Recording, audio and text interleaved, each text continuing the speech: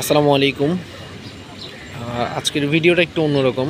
আজকে আপনাদের সাথে একটু আমার বর্তমান অবস্থান শেয়ার করব। তো আপনার কাছে লাইফে দুইটা অপশন আছে, হয় আপনি নিজে ভুল করে শিখবেন অথবা অন্য কারো ভুল থেকে শিখবেন। তো আমি আমার খামারে কোন ধরনের ভুলগুলো করছি সেগুলো আপনাদের সাথে শেয়ার করব, যার কারণে আজকে আমার খামার খুবই বিপদগ্রস্ত। আমার অনেকগুলো হাঁস মারা গেছে, আজকে এই 4টা মারা গেছে, আর অনেকগুলো অসুস্থ। আমার ভ্যাকসিন দেওয়ার পরও আমার খামারে ডাক প্লেগ আক্রমণ করে বসছে। তো এটার পিছনে অনেকগুলো কারণ আছে। আমি খামার করছি, অতটা আমার এক্সপিরিয়েন্স নাই, আমি ভ্যাকসিনেশনটা খুব ভালোভাবে জানি।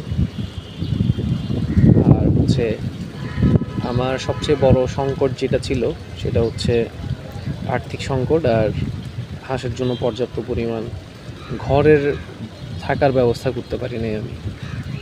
এটা একটা সবচেয়ে বড় ঝামেলা ছিল। তো ডাক প্লেগ আসার মূল কারণ হচ্ছে আমি ওদেরকে এক ব্যাচে তুলতে পারি নাই। আমার কয়েকটা ব্যাচ, ছোট বড়, যার কারণে এক একজনের রোগ প্রতিরোধ ক্ষমতা এক এক রকম। তারপর হচ্ছে আপনার আমি ঘর যেটা দিয়েছি সেটাতে ভেন্টিলেশন সিস্টেম নাই, এটা কোনোভাবে দিয়েছি, বৃষ্টি হলে পানি পড়ে। এই সকল সমস্যার কারণে আমার এখন হাঁসগুলো অসুস্থ, আরও অনেকগুলো হাঁস অসুস্থ, ওগুলো বাঁচবে কিনা জানি না। ওদের চিকিৎসা চলতেছে। তবে আমি, আপনারা যারা খামারি, নতুন খামারে যারা আসতেছেন, ওদের জন্য কিছু কথা বলবো। সেটা হচ্ছে খামারে লাভ আছে। আমার এগুলো মারা যাওয়ার পরও আমার এতগুলো হাঁস, আপনার আজকে প্রায় এগুলো সহ 14টা মারা গেছে। এতগুলো হাঁস মারা যাওয়ার পরও আমি কিন্তু লাভে আছি। তো আমার এই হাঁসগুলো যদি মারা না যাইতো আমি আরও বেশি লাভে থাকতাম। খামারে লাভ আছে। প্রথম অবস্থায় আপনাকে অনেক কিছু শিখতে হবে, যেমন অনেকগুলো রোগ থাকে যেগুলো সম্পর্কে আমরা জানি না, আমাদেরকে শিখতে হয়। তো আপনি যদি খামার না করেন তাহলে আপনি এগুলো শিখতে পারবেন না। আর যখন আপনার হাঁস এভাবে অসুস্থ হবে, মারা যাবে, আপনি কিন্তু ভেঙে পড়লে চলবে না, আপনাকে কাজটা চালু রাখতে হবে, কারণ সমস্যা আসবেই। আপনি তখনই সফল হতে পারবেন যদি আপনি সমস্যাটার সমাধান বের করতে পারেন। যদি সমস্যা দেখে আপনি ছেড়ে দেন তাহলে তো আপনি সেখানে কখনোই সফলতার মুখ দেখবেন না।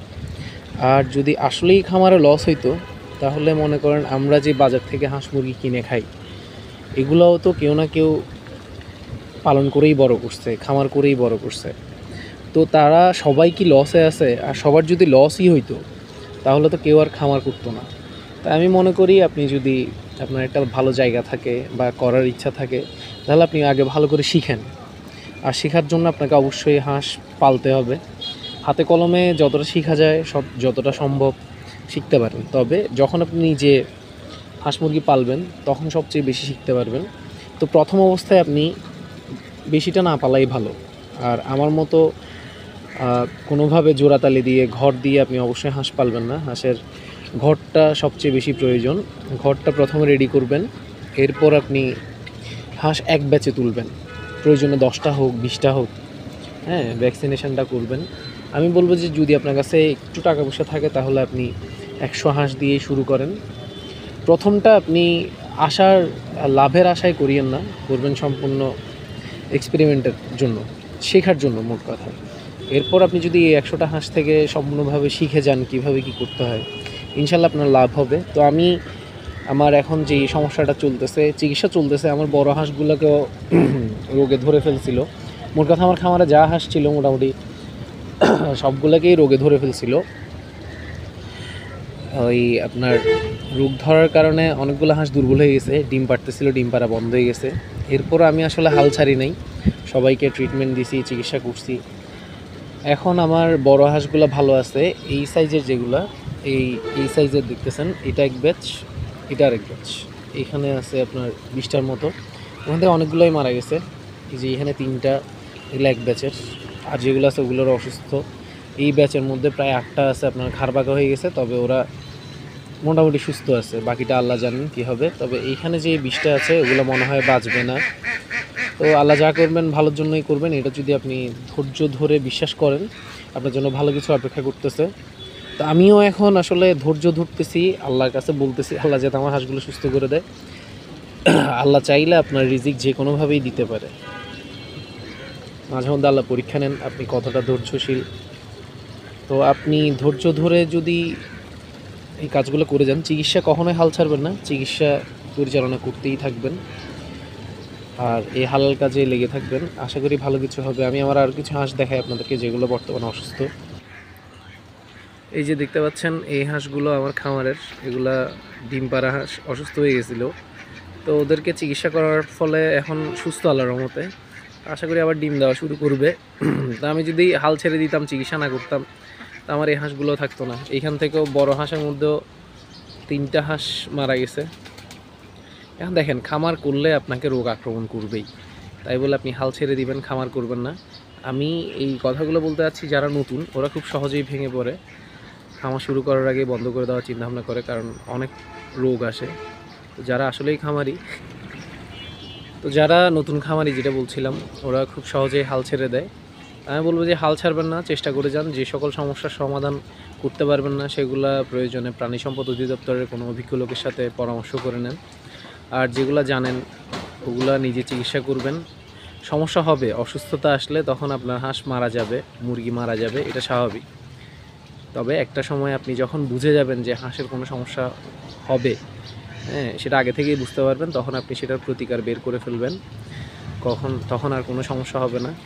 আপনি যে কোনো খামার যদি করেন, কোনোভাবে যদি আপনি আপনার খামারের যে প্রাণীগুলোকে পালন করেন, ওদেরকে সুস্থ এবং সবল ভালো রাখতে পারেন, আপনার লাভ আসবেই।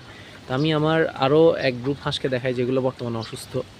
আমি এখানে আমার হাঁসগুলো পালি, এখানে গাছগাছালি ওদের থাকার জন্য সুন্দর পরিবেশ আছে। তো আমি আমার ওই ব্যাচটাকে দেখাই। দেখেন এই হাঁসগুলা, এই আপনাদেরকে প্রথমে যেগুলো দেখাইছি, এই হাঁসগুলো অসুস্থ। এদের হচ্ছে যে ঘাড় বাঁকা হয়ে গেছে, তারপর কিছু কিছু আছে খাবার খায় না, তারপর হচ্ছে আপনার চোখে ছানি। এই হাঁসগুলার চিকিৎসা আমি আপনাদেরকে বলি, যেটার জন্য যে চিকিৎসা প্রয়োজন। প্রথমত হচ্ছে চোখের ছানির জন্য আমি আপনাদেরকে এর আগেও ভিডিওতে দেখাইছি, সিভোডেক্স বেট অথবা সিপ্রোডি বেট দিবেন আপনি চোখের ছানির জন্য। এরপর হচ্ছে ঘাড় বাঁকা বা প্যারালাইসিস যেগুলো আছে, এই দুইটার জন্য প্রয়োজন হবে আপনার থায়াবিন দিবেন, আমিও দিচ্ছি। তো এরপর যেগুলো টিকে, আসলে অসুস্থ হওয়ার পরে থায়াবিন দেওয়ার পরে যেগুলো টিকে। আর হচ্ছে এটা যদি ভাইরাসজনিত রোগ হয় তাহলে রিকভার করার সম্ভাবনা খুবই কম, এগুলো মারা যাবে, কারণ এগুলো ছোট, রোগ প্রতিরোধ ক্ষমতা কম। বড় হাঁসগুলো রিকভার করেছে। আর হচ্ছে যে আপনি মেডিসিন হিসেবে যেটা দিবেন ওদের সম্পূর্ণ রোগগুলো সুস্থ হওয়ার জন্য, সেখানে আপনি দিবেন সিপ্রোসিন দিলে হবে কি, ওদের যদি কোনো ব্যাকটেরিয়াজনিত রোগ হয়ে থাকে, সিপ্রোসিন সে ব্যাকটেরিয়া নষ্ট করে ফেলবে। আর যদি ভাইরাসজনিত হয়ে থাকে তাহলে আশা ছেড়ে দিতে হবে, কারণ আমি আসলে এগুলোর আশা ছেড়ে দিয়েছি। এরপরও আল্লাহই ভালো জানেন কি হবে। আমি আরও কয়েকটা হাঁস দেখাই যেগুলো একটু মাঝারি সাইজের ছিল। এই যে এই হাঁসগুলো খাবারও খায়, মোটামুটি এখন সুস্থ। ওরা চুনা পায়খানা করতো, ওদেরকে ট্রিটমেন্ট দিছি।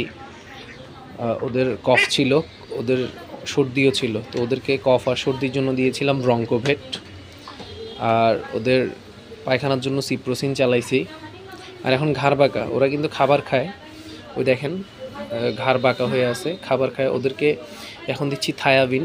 এটা দিলে ওদের কিন্তু প্যারালাইসিস নাই।